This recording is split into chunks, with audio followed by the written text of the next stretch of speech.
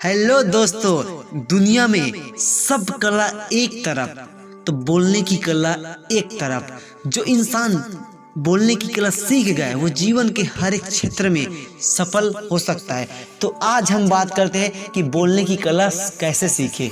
बोलना भी एक कला है। अक्सर आप देखे होंगे जो इंसान अच्छी बातें करता है उनको लोग सुनना पसंद करते हैं, और जो अच्छी बातें नहीं करता लोग उन्हें सुनना पसंद नहीं करते।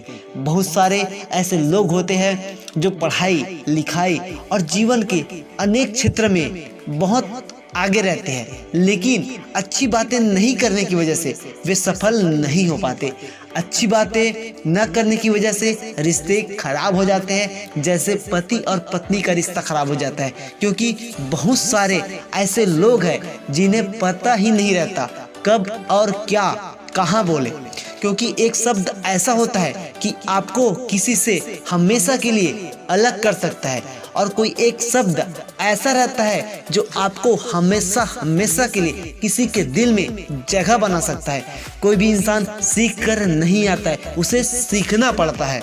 अगर बोलने की कला सीख गए तो जीवन के हर एक क्षेत्र में सफल हो सकते हैं। अगर आप बोलने की कला पर काम करेंगे तो कला आगे आपके लिए काम करेगा। तो हम बात करते हैं बोलने की कला कैसे सीखें। सबसे पहले हमें अपने अंदर के डर को हटाना होगा और खुद के ऊपर विश्वास करना होगा। उसके बाद ज़्यादा से ज़्यादा प्रैक्टिस करना होगा और 2 से 4 लोगों के बीच में खड़ा होकर बोलना होगा। बुक रीडिंग करना होगा, और बुक रीडिंग के दौरान ऊंचा स्वर और शब्द का उच्चारण स्पष्ट होना चाहिए ताकि आपके आवाज में मिठास आए।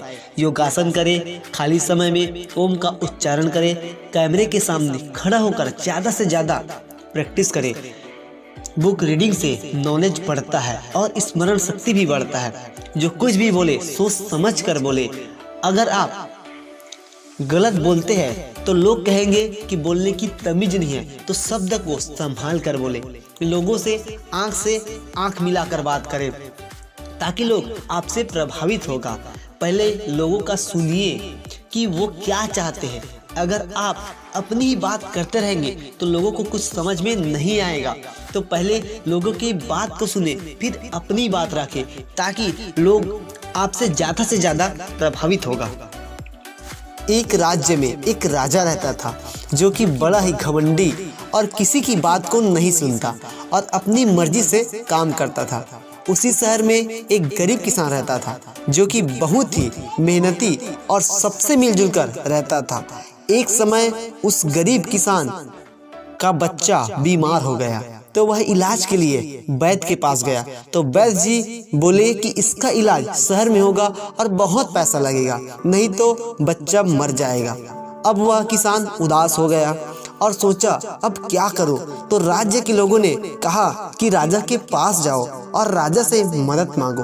तो किसान सोचा कि ठीक है, अब राजा के पास ही जाना पड़ेगा और कोई मार्ग नहीं है। तो किसान राजा के राज्य दरबार में गया तो सैनिकों ने मना कर दिया कि तुम राजा के पास नहीं जा सकते। तो किसान के बार बार प्रयास करने पर सैनिक राजा के पास गया और पूरा समाचार बताया। तो राजा ने कहा ठीक है, बुलाओ।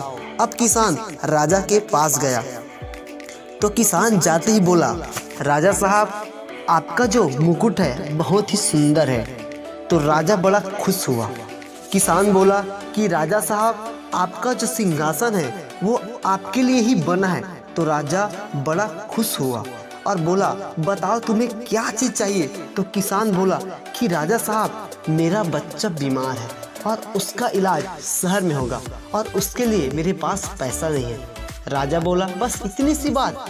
राजा तुरंत सैनिक को बुलाया और कहा कि जितने भी पैसे लगे इसके बच्चे के लिए दिया जाए और इसको सुरक्षित घर तक पहुंचाया जाए। किसान अपने बच्चे का इलाज के लिए शहर चला गया और बच्चे का इलाज हो गया और बच्चा बच गया।